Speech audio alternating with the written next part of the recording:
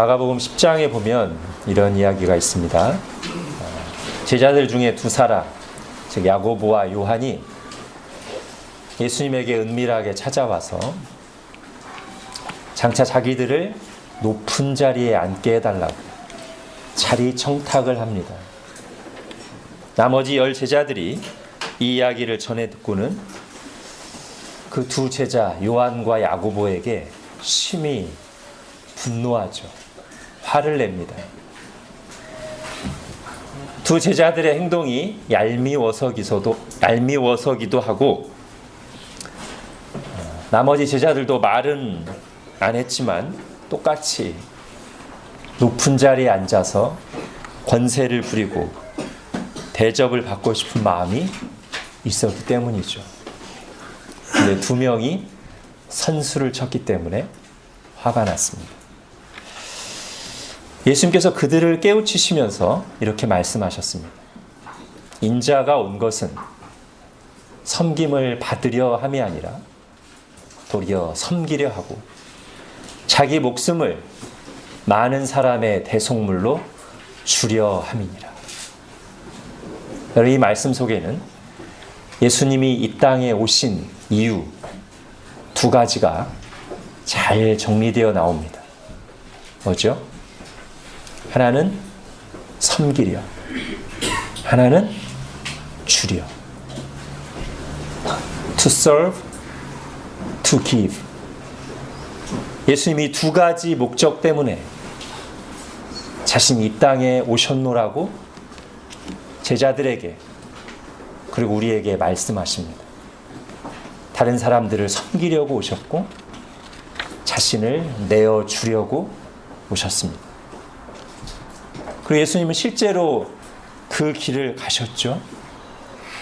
그의 낮아져 섬긴 삶을 통해, 그리고 십자가에서의 죽음을 통해, 즉 삶과 죽음을 통해 섬기려 오셨다고 한, 그리고 주려 오셨다고 한 그 두 가지 오신 목적을 완전하게 성취하셨습니다. 여러분, 우리는 무엇을 위해 하나님께서 이 땅에 보내셨을까요? 그걸 생각하면서 살아가는 인생,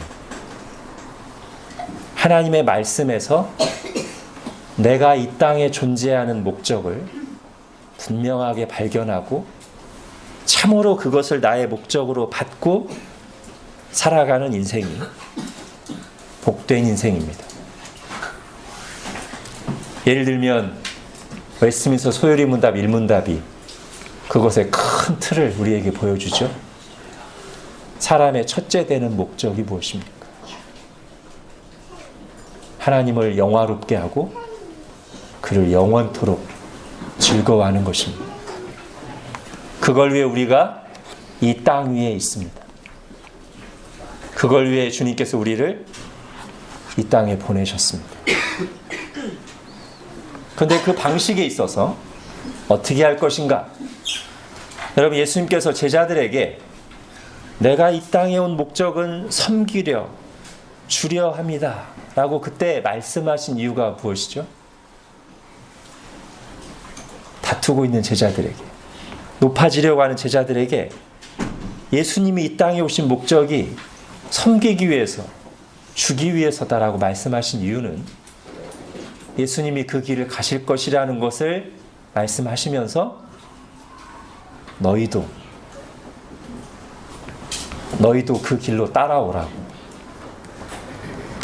그게 나를 믿는 것이라고 가르치시기 위해서 그 말씀을 하셨습니다. 자, 오늘 본문에 보면, 오늘 본문에서도 예수님은 자신이 이 땅에 오신 이유를 두 가지로 말씀하십니다. 49절을 보십시오. 왜 이 땅에 오셨다고 합니까? 내가 불을 땅에 던지러 왔다. 51절에는 또 왜 이 땅에 오셨다고 말씀하시죠? 내가 세상에 화평을 주려고 온 것이 아니라 분쟁하게 하려고 이 땅에 왔다. 자, 문장 구조는 마가복음 10장이랑 비슷한데, 그러니까 섬김을 받으려 함이 아니라 도리어 섬기려 하고, 오늘 51절에 보면 아니라 도리어 분쟁하게 하려, 비슷하죠. 근데 내용을 보면 분위기가 완전 달라요. 마가복음 10장에서는 경쟁하는 제자들, 분쟁하는 제자들을 만류하시면서 내가 이 땅에 온 것은 섬기려 주려 왔다. 근데 오늘 본문에서는 불을 던지러, 불 붙이러, 그리고 분쟁하게 하려 왔다. 지금 뭐 완전히 모순되는 말씀 하시는 걸까요? 아닙니다. 사실 오늘 본문을 잘 보면 이 둘은 서로 연결되어 있습니다. 자, 불을 던지러 왔다는 말씀 49절과 51절에 분쟁하게 하려 오셨다는 말씀 사이, 그 중간 50절에 어떤 내용이 있습니까? 나는 받을 세례가 있습니다. 여기서 세례가 뭐예요? 다른 곳에서도 이 세례라는 표현을 하신 적이 있는데, 세례는 침례죠, 그죠? 물속에 푹 잠기는 거, 죽는 거죠. 예수님이 말씀하시는 나의 받을 세례, 예수님이 받을 세례는 예수님이 장차 당하실 고난과 죽음을 가리킵니다. 그렇다면 이 말씀은 마가복음 10장에 나오는 어떤 말씀과 사실상 같은 말씀이에요? 자기 목숨을 많은 사람의 대속물로 주려와 똑같은 말씀이에요. 예수님이 세례를 받으신다는 말씀은 자기 목숨을 많은 사람의 대속물로 주시겠다는 거예요. 불을 땅에 던져서 불이 붙는 것과 분쟁이 일어나는 것은 다름 아니라 예수님께서 받으실 세례, 즉 예수님의 십자가와 고난과 죽음의 필연적인 결과로 오는 것입니다. 그러므로 예수님이 이 땅에 오신 이유, 서로 다른 걸 말한 것 같지만 똑같아요. 예수님이 이 땅에 오신 이유는 뭘 하기 위해서? 섬기고 자신을 주시기 위해서. 근데 그 결과로 어떤 일이 일어나요? 불이 일어나고 분쟁이 일어나요. 그러니까 그걸 위해서 오셨다고 해도 똑같아요. 한편으로는 섬기러 주러 오셨고, 또 한편으로는 그 결과로 일어날 불을 일으키고 분쟁을 일으키시기 위해서 예수님이 이 땅에 오셨습니다. 여러분, 여기서 주님이 말씀하시는 불이 무엇인가에 대해서는 사람마다 조금씩 의견이 다른 것을 제가 봅니다. 주석서를 보면. 근데 분명한 것은 주님께서는 아직 불이 없거나 또는 불이 제대로 일어나지 않은 이 땅에 불을 던지러, 불을 붙이러 오셨으며, 주님께서는 이 땅에 그 불이 활활 타오르기를 원하신다는 것입니다. 여러분, 우리 주님은 불이 안 붙어 있는 상태를 원하지 않으십니다. 불이 붙어서 불이 활활 타오르는 상태를 원하십니다. 그것이 복음의 불길이든 아니면 그로 인해 발생하게 될 영적 전쟁의 불길이든 간에 주님께서 오심으로써, 주님께서 오셔서 자신을 내어주심으로써 그 불길이 일어날 것이요, 나는 그 불길이 활활 타오르기를 원한다, 주님이 말씀하시는 거예요. 이 불이 이미 붙었으면 내가 무엇을 원하리요? 주님이 말씀하십니다. 그리고 이 불로 인해 화평이 아니라 분쟁이 일어날 것이다, 일어나야 된다 말씀하십니다. 즉 예수님 때문에 갈등과 다툼이 일어날 것이란 말이에요. 일어나야 된다는 말이에요. 앞에 제자들이 싸운 것과 같은 자기 욕심 때문에 자기가 높아지기 위한 분쟁 말고요. 예수님 때문에 분쟁이 일어날 것이고 일어나야 돼요. 그걸 위해 오셨다고 지금 주님이 말씀하십니다. 그런데 이 예수님 때문에 일어날 분쟁은 심지어 누구 사이에서도 일어난다고 지금 말씀하시는 거예요? 가장 가까운, 가장 사랑하는 가족들 사이에서도 이 분쟁이 일어날 것이다. 일어나야 한다. 여러분, 이 말씀이 가족들에게서만 이 분쟁이 일어난다는 건 당연히 아니겠죠. 가족들 사이에서조차예요. 그러니까 다른 사람들하고도 분쟁이 많이 일어나요. 심지어 가족들 사이에서도 예수님 때문에 분쟁이 일어난다는 뜻입니다. 자, 왜 가족 간의 갈등과 분쟁이 일어납니까? 이것이 의미하는 바가 무엇입니까? 두 가지로 한번 생각해 보겠습니다. 우선 첫 번째는 우선순위의 경쟁이 일어나기 때문에, 우선순위의 경쟁. 즉, 예수님 지금 이 말씀을 통해서 우리에게 뭐를 강조하고 싶으시냐면, 예수님이 가족보다, 예수님과의 관계가 우리의 그 어떤 인간적인 관계보다도 더 앞선다. 그걸 말씀하시는 거예요. 그렇기 때문에 우선순위 경쟁이 일어나요. 싸움이 일어나요. 여러분, 오늘 본문과 비슷한 내용을 담고 있는 마태복음 10장을 보시면 그 말씀을 분명하게 하십니다. 핸드아웃에 마태복음 10장 보십시오. 같이 읽겠습니다. 시작. 아버지나 어머니를 나보다 더 사랑하는 자는 내게 합당하지 아니하고 아들이나 딸을 나보다 더 사랑하는 자도 내게 합당하지 아니하며 또 자기 십자가를 지고 나를 따르지 않는 자도 내게 합당하지 아니하니라. 예. 부모보다도 자식보다도 예수님을 더 사랑해야 된다. 이것 때문에 갈등이 일어나요. 이것 때문에 분쟁이 일어나요.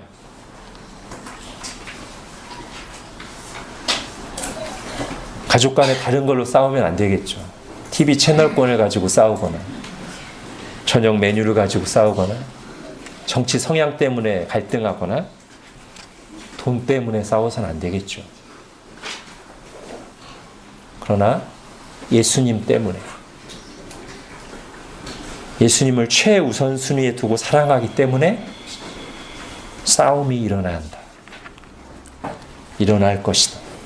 여러분, 부모 자식보다 예수님을 사랑하라는 것은 무리한 요구가 아닙니다.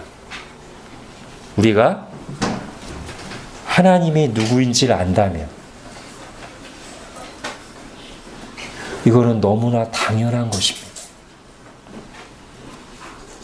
하나님이 나를 만드셨고 내게 생명을 주셨고 나의 가족을 만드신 분, 내게 가족을 주신 분도 하나님이시지 않습니까?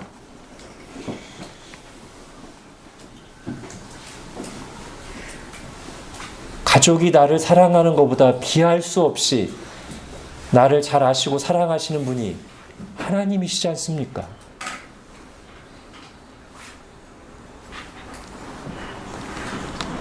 나를 용서하시고 하나님 자녀 삼으시기 위해 독생자를 십자가에 내어주신 분이 하나님이시지 않습니까? 여러분, 우리가 하나님을 성경 말씀에 나온 그대로 나의 창조주요, 구원자로 정말로 믿는다면 하나님이 내 사랑의 최우선순위에 오는 것은 너무나 당연한 겁니다. 예수님은 그것을 분명하게 요구하십니다. 아버지나 어머니를 나보다 더 사랑하는 자는 내게 합당하지 아니하다.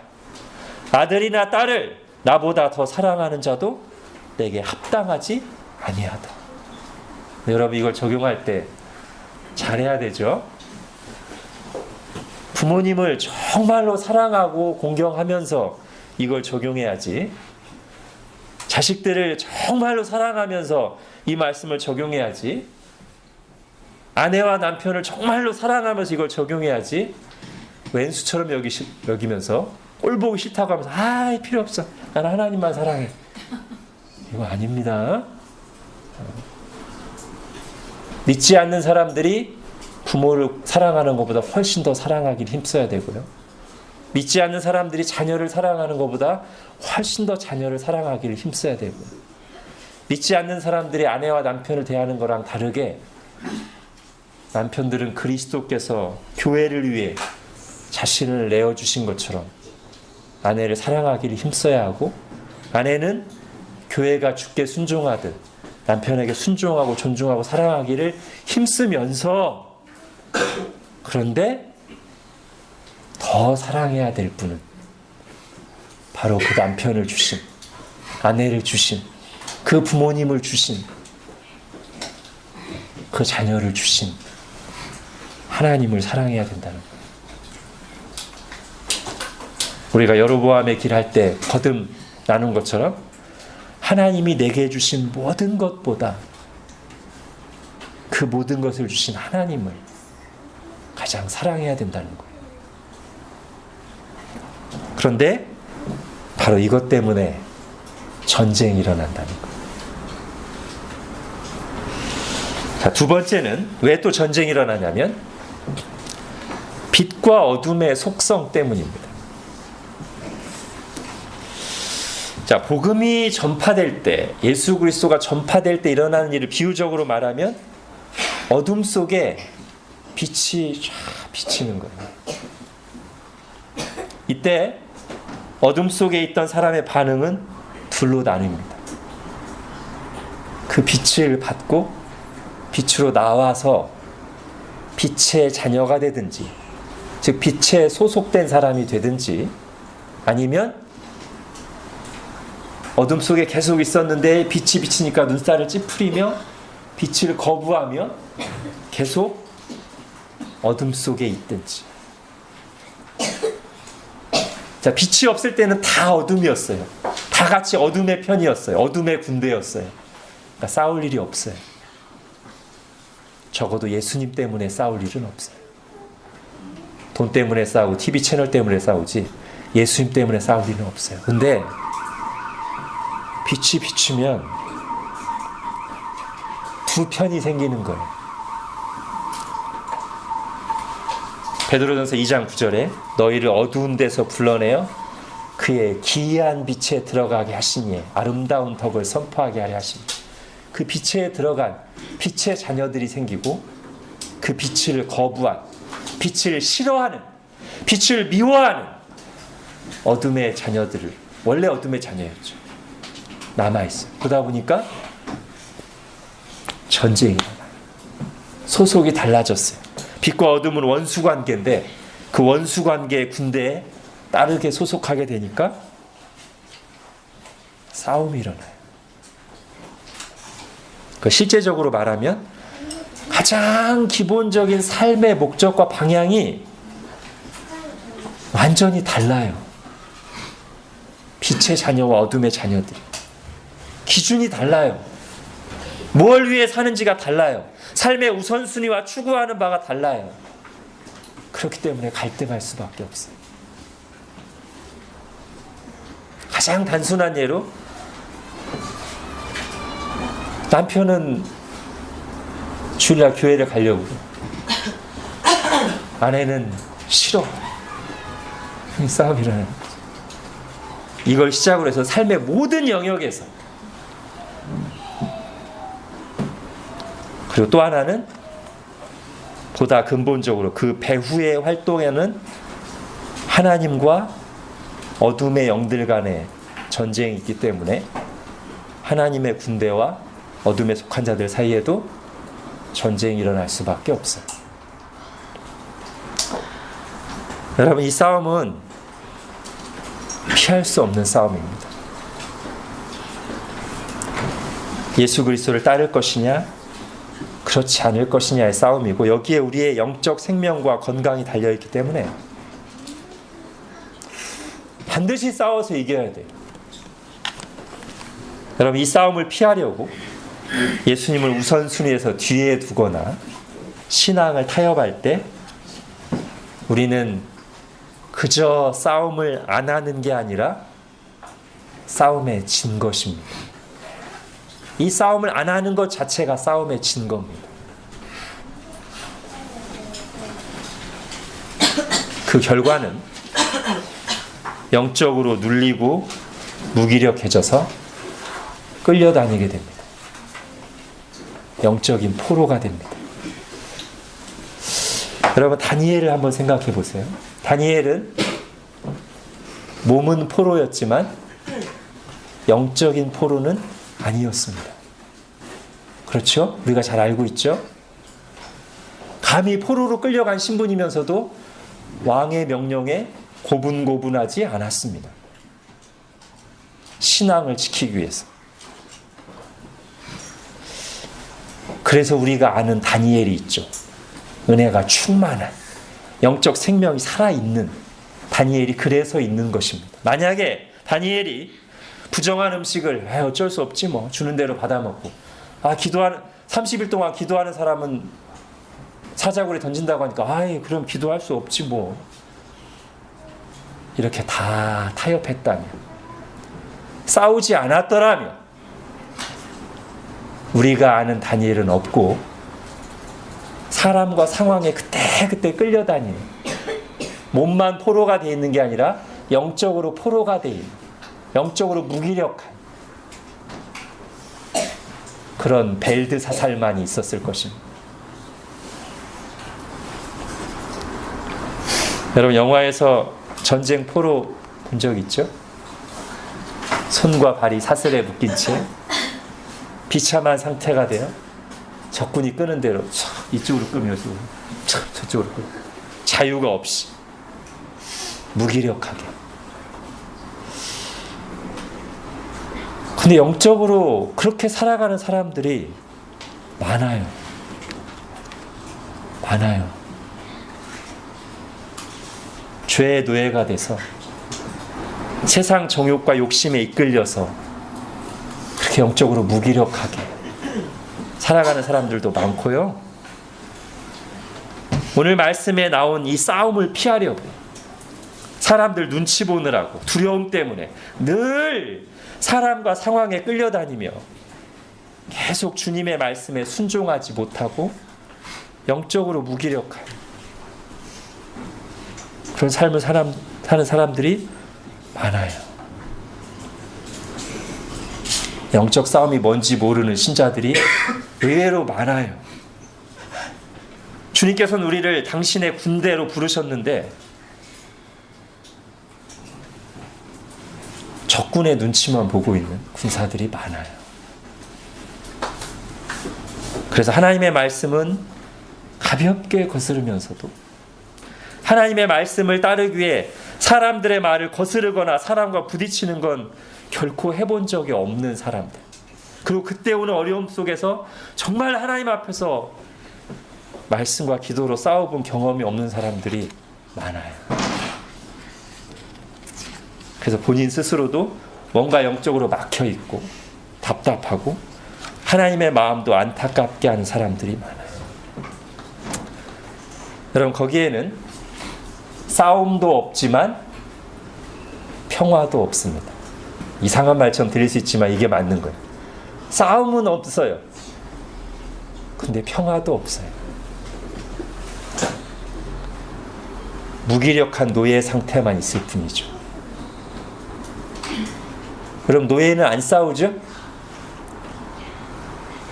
근데 노예 상태를 보고 우리가 야 평화롭다라고 하진 않죠?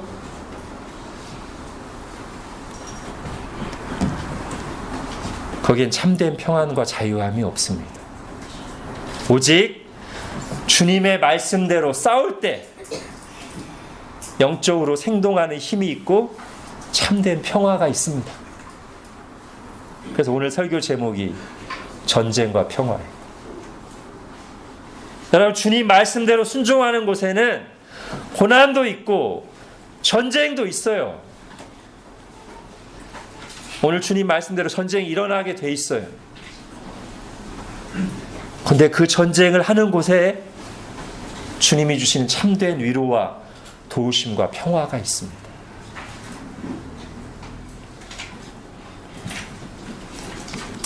자, 이제 이 전쟁의 실제 상황을 한번 생각해 보겠습니다. 여러분, 여기서 주님이 말씀하시는 이 분쟁, 어떤 식의 싸움일까요? 같이 맞대거리 하는 걸까요? 분쟁이라고 했으니까. 아버지가 아들과 아들이 아버지와 서로 막 같이 막, 저쪽이 소리 지르면 나는 지지 않기 위해서 더 크게 소리 지르고, 상대가 짜증내고 뾰루퉁해 있으면 나도 똑같이 그렇게 하고, 눈에는 눈, 이에는 이. 이게 분쟁일까요? 주님이 말씀하시는? 아닙니다. 여기서 잘 분별해야 됩니다. 자, 복음의 빛이 어둠 속에 비추면 어둠이 반응합니다. 못마땅해하면서, 불편해하면서 비난이든 공격이든 짜증이든 어떤 반응을 냅니다. 그래서 갈등이 일어납니다. 근데 이 분쟁이 시작됐을 때 어둠에 속한 사람, 즉 세상 사람은 세상의 방식으로 싸우고, 이 분쟁이 시작되고 진행될 때 신자들은 믿음의 방식으로 예수님을 본받아 싸워야 합니다. 그러니까 분쟁을 하는데 같이 둘 다 똑같이 세상 방식으로 싸운다는 뜻이 아니에요. 한쪽은 세상 방식으로 싸워요. 즉 박해하고 욕설을 퍼붓고 짜증내고 거친 말과 행동을 하며 사람을 공격합니다. 그러나 한쪽은 믿음의 방식으로 싸워요. 상대가 그럴지라도 같이 사람하고 맞서서 싸우는 게 아니라 하나님 앞에 나아갑니다. 말씀과 기도를 붙듭니다. 그리고 사람을 대할 때는 반대 정신으로, 저쪽은 욕하지만 나는 욕하지 않기 위해서, 저쪽은 나에게 불편하게 대하지만 나는 그 반대로 대하기 위해 싸웁니다. 이게 주님이 말씀하시는 주님으로부터 말미암은 분쟁의 실제 모습이어야 합니다. 같이 사람의 방식으로, 세상 방식으로 싸우면 이것도 이제 지는 게 되기 쉬워요. 자, 사도행전에서 한번 그 흐름을 한번 보겠습니다. 여러분 핸드아웃에 있는 사도행전 한번 쭉 같이 보겠습니다. 이것이 오늘 주님께서 말씀하신 분쟁, 예수님 때문에 일어난 분쟁의 그 프로세스를 쭉 보여주는 거예요. 자, 사도행전 2장을 보십시오. 같이 읽겠습니다. 시작. 하나님을 찬미하며 또 온 백성에게 칭송을 받으니 주께서 구원받는 사람을 날마다 더하게 하시니라. 자, 이건 뭐냐면 빛이 환하게 비친 거예요. 자, 빛이 어둠에 환하게 비쳤어요. 빛이 드러나기 시작했어요. 자, 그랬더니 이제 어떤 일이 일어납니까? 사도행전 4장에 가겠습니다. 그들을 불러 경고하여 도무지 예수의 이름으로 말하지도 말고 가르치지도 말라 하니. 네, 여기까지. 자, 어둠의 공격이 시작됐어요. 빛이 환하게 비추니까 어둠이 공격하기 시작했어요. 그 공격의 내용이 뭐예요? 예수님 좀 얘기하지 말라는 거예요. 예수님 앞세우지 말라는 거예요. 내가 듣기 싫다는 거예요. 자, 이때 신자들의 올바른 반응이 이어서 나옵니다. 19절 20절 시작. 베드로와 요한이 대답하여 이르되 하나님 앞에서 너희의 말을 듣는 것이 하나님의 말씀을 듣는 것보다 옳은가 판단하라. 우리는 보고 들은 것을 말하지 아니할 수 없다 하니. 18절의 위협과 경고를 듣고 알았어 꾀깽 하고 있으면 분쟁이 안 일어날 텐데, 그럼 그게 하나님의 뜻을 거스르는 거죠. 19절 20절에 그럼에도 불구하고 불편해질 걸 각오하고 내가 어려움을 겪을 걸 각오하고, 아니 내가 이거는 타협할 수 없어. 이 신앙은 내가 물러설 수 없어. 나는 예수님 말하지 않을 수 없어. 당신도 내가 존중하지만 난 하나님 말씀 순종하는 게 더 우선이야. 여기서 이제 싸움이 붙는 거예요. 같이 위협하고 협박하는 게 아닙니다. 내 신앙을 그대로 지키는 겁니다. 이렇게 해서 분쟁이 일어나는 거예요. 자, 그 다음에 사도행전 4장을 보겠습니다. 그리고 와서 그렇게 위협과 공격을 받은 사도들이 와서 교회와 함께 모여서 하는 게 있습니다. 이것이 또 영적 싸움의 중요한 요소죠. 같이 읽겠습니다. 시작. 사도들이 노임에 그 동료에게 가서 제사장들과 장로들의 말을 다 알리니 그들이 듣고 한 마음으로 하나님께 소리를 높여 이르되, 대주제여 천지와 바다와 그 가운데 만물을 지은 이시오, 주여 이제도 그들의 위협함을 굽어보시옵고 또 종들로 하여금 담대히 하나님의 말씀을 전하게 하여 주시오며 손을 내밀어 병을 낫게 하시옵고 표적과 기사가 거룩한 종 예수의 이름으로 이루어지게 하옵소서 하더라. 빌기를 다음에 모인 곳이 진동하더니 무리가 다 성령이 충만하여 담대히 하나님의 말씀을 전하니라. 아멘. 이게 영적 싸움의 아주 중요한 실제입니다. 그렇게 사람들과 부딪혔을 때, 어려움이 왔을 때 뭐 한다고요? 똑같이 사람에게 어떻게 반격할까, 이게 아니라 하나님 앞에 나가는 거예요. 하나님의 은혜와 도우심을 구하는 거예요. 계속 이 싸움을 싸울 수 있도록 힘을 주십시오. 그리고 주님만이 하실 수 있는 능력으로 저희를 도와주십시오. 그럼 하나님이 그 기도를 들으시고 우리 삶에서 도와주기도 하시고, 여기 나온 것처럼 그 기도하는 순간에 우리 마음에 위로를 주시고 담대함을 주시고 확신을 주시기도 합니다. 신자들은 이걸 경험해야 돼요. 자, 그 다음을 또 보십시오. 싸움은 계속됩니다. 사도행전 5장에 가니까 이제 17, 18절 대제사장과 그와 함께 있는 사람 즉 사두개인의 당파가 다 마음에 시기가 가득하여 일어나서 사도들을 잡아다가 옥에 가두었더니 어둠의 공격이 더 거세어졌습니다. 이걸 잘 보셔야 돼요. 자, 하나님 앞에 나와서 기도하고 힘을 얻었어요. 그러면 내가 은혜 받았으니까 이제 모든 게 잘 해결되겠지? 아닌 경우가 많습니다. 그걸 보여주죠. 오히려 더 상황은 어려워졌어요. 자, 그런데 19절, 20절을 보십시오. 아까 했던 기도에 대한 응답 중에 하나가 이제 나오는데요. 19절, 20절. 주의 사자가 밤에 옥문을 열고 끌어내어 이르되 가서 성전에 서서 이 생명의 말씀을 다 백성에게 말하라 하매. 하나님의 아주 특별한 도우심이 나타났습니다. 이건 아주 특별한 케이스입니다만, 여러분 우리에게도 하나님의 실제적인 도우심이 나타납니다. 그걸 믿어야 돼요. 그죠? 기도는 하지만 무슨 일이 있겠어? 뭐하러 기도합니까? 하나님 정말 기도를 들으십니다. 우리가 원하는 대로 항상 응답하진 않으시지만 정말 주님이 도와주시죠. 그거 믿고 싸우는 거 아니겠습니까? 자, 그런데 40절을 보십시오. 그런 일이 있고 난 뒤에도 하나님의 특별한 도우심이 나타났는데도 어둠의 공격은 계속됩니다. 40절. 그들이 사도들을 불러들여 채찍질하며 예수의 이름으로 말하는 것을 금하고 도우니. 어둠의 공격은 쉽게 사그라들지 않습니다. 영적 전쟁은 금방 끝나지 않습니다. 자, 그런데 이제 그 다음 반응을 보십시오. 아까 19절, 20절과 같은 하나님의 특별한 도우심만 있는 게 아니고요. 우리에게는 이런 것도 있습니다. 41, 42절 같이 읽겠습니다. 시작. 사도들은 그 이름을 위하여 능욕받는 일에 합당한 자로 여기심을 기뻐하면서 공회 앞을 떠나니라. 그들이 날마다 성전에 있든지 집에 있든지 예수 그리스도는 그리스도라고 가르치기와 전도하기를 그치지 아니하니라.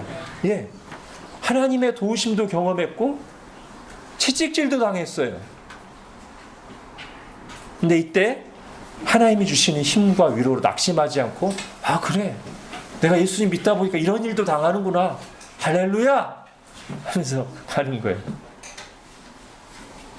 자, 지금 사도행전 쭉 살펴본 것이 오늘 주님이 말씀하신 분쟁의 실제 양상 중 하나입니다. 이건 좀 약간 드라마틱한 케이스고요. 일반적인 걸 또 하나 보겠습니다. 베드로전서 3장입니다. 자, 이 배경은 이제 안 믿는 남편이 믿는 아내를 못 살게 구는 케이스예요. 예수님 믿는다는 이유로. 자, 이때 어떻게 분쟁할 것인가, 어떻게 주님의 뜻대로 영적 싸움을 싸울 것인가. 물론 이것은 꼭 남편이 아내를 힘들게 하는 것만 해당되는 게 아니고 반대일 수도 있죠. 남편이 아내를 힘들게 할 수도 있고. 어쨌든 안 믿는 가족 때문에, 안 믿는 동료 때문에 어려움을 당할 때 신자들이 어떤 방식으로 오늘 주님이 말씀하신 분쟁을 실제로 할 것인가. 자, 같이 읽겠습니다. 시작. 아내들아, 이와 같이 자기 남편에게 순종하라.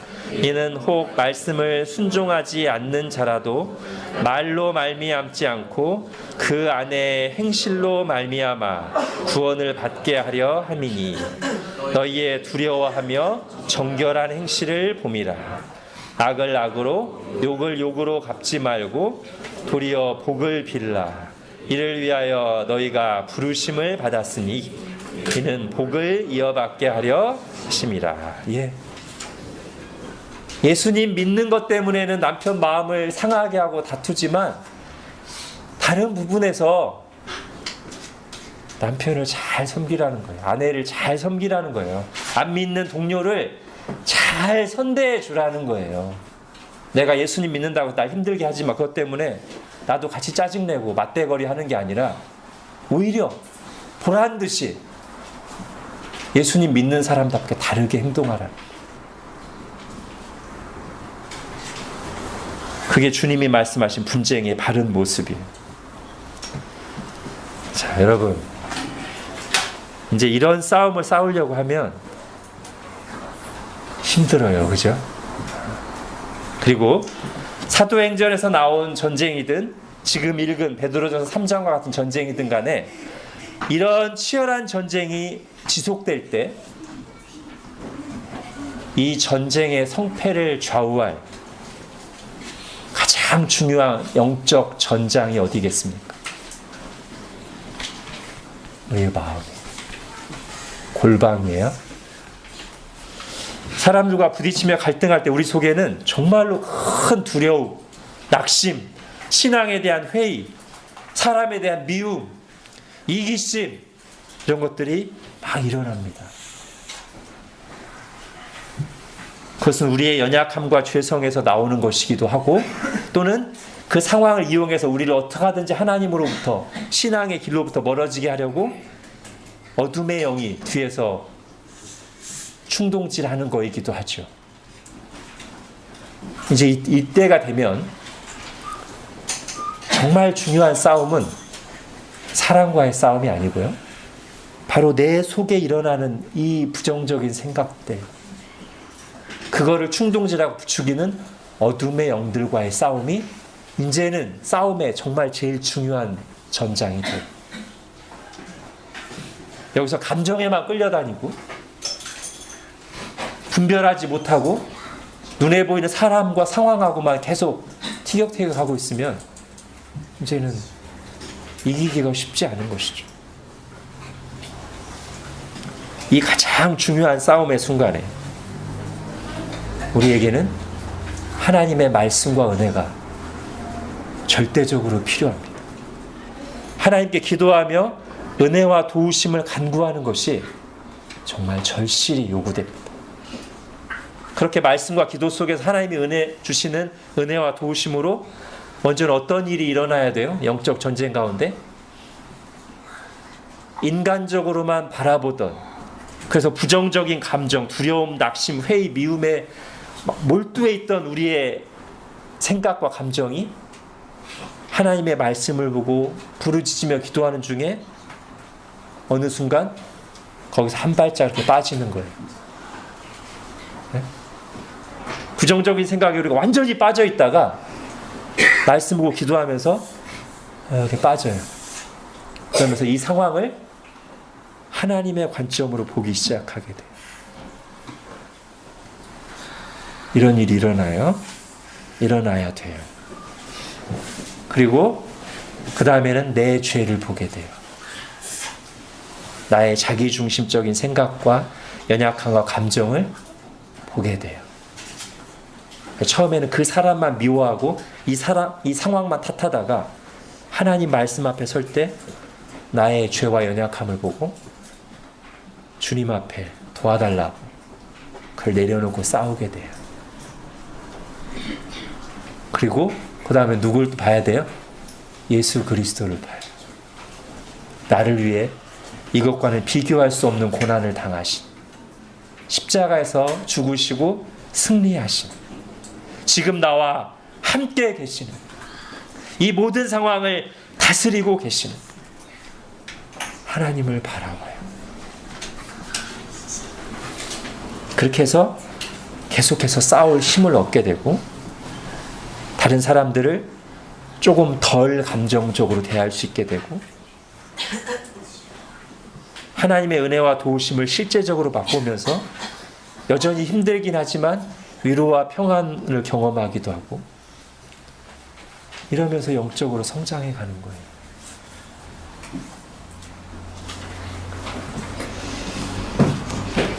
이 치열한 영적 싸움의 현장에서 우리의 소망이 무엇입니까? 이 싸움이 전혀 예상치 못한 싸움, 왜 이런 일이 일어나지가 아니고 오늘 본문에서 뿐만 아니라 성경 곳곳에서 이건 원래 일어나야 될 싸움이야. 주님이 인정하신 싸움이고 이것이 바로 주님을 위한 주님의 군사로서의 싸움이야 라는 사실이 우리에게 위안과 소망이 되며 그리고 무엇보다 이 싸움에 우리 주님이 함께 하신다는 사실이 우리에게 소망이 됩니다. 그리고 이 싸움을 실제로 싸우면서 우리가 경험하면서 더 힘을 얻고 확신을 갖게 되는 것은 주님의 말씀이 이 영적 싸움 속에서 실제로 나에게 무기가 되고 분별이 되고 위로가 되고 평안을 주는구나 라는 것을 경험하면서 내가 맨손으로 싸우는 게 아니구나. 최고의 무기가 하나님 이미 주셨구나. 이게 정말로 내 속에 역사하는구나. 기도할 때 하나님이 정말로 기도를 들으시고 나의 마음을 어루만지시고 인도하시고 도와주시고 내가 생각지도 못한 일을 일으키시는구나. 그리고 당장에 내가 원하는 대로 모든 게 해결되지 않고 어려움이 지속될지라도 이 싸움의 최종 결말이 예수 그리스도 안에서 승리가 확정되어 있다는 것과 현재의 고단함은 장차 우리에게 나타날 하나님이 주실 영원한 영광과 좋게 비교할 수 없다는 믿음이 우리에게 산 소망이 됩니다.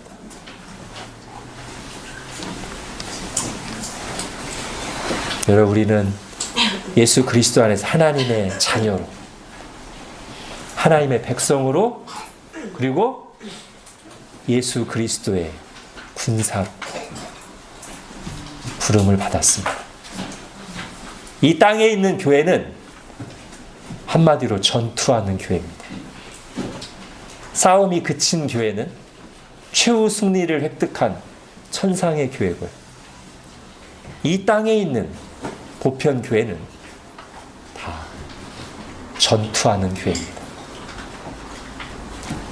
그것이 우리의 부르심이고 그 부르심대로 싸우는 자들에게 하나님께서 주시는 그 싸움 속에서의 평화, 전쟁 가운데 임하는 하나님의 은혜와 도우심과 능력과 평화가 약속되어 있습니다. 기도하겠습니다. 하나님, 오늘 우리의 모든 상황을 아시며 말씀하시는 주님으로부터 우리에게 예수님으로 인한 싸움이 있을 것과 그 싸움을 어떻게 싸워야 되는지, 그리고 그 싸움에 최후 승리가 약속되어 있다는 사실을 우리가 다시 한번 들었습니다. 하나님, 우리의 눈을 활짝 열어주셔서 우리가 어두움 가운데 빛의 자녀로 부름받았기에 이 싸움을 싸워야 된다는 사실을, 이 싸움이 우리의 소명이고 숙명인 것을 밝히 깨닫게 하여 주시고, 또한 이 싸움을 어떻게 싸워야 되는지 가르쳐 주시고 인도하여 주셔서 이 싸움을 안 싸우기 때문에 영적으로 눌려있고 끌려다니는 삶을 살지 않고 이 싸움을 싸워 이김으로 그 가운데 주시는 주님의 진정한 위로와 평안과 승리를 맛보며 영적으로 살아있는 삶을 살며 하나님께 영광 돌리는 삶을 살도록 은혜를 베풀어 주옵소서. 예수님의 이름으로 기도합니다. 아멘.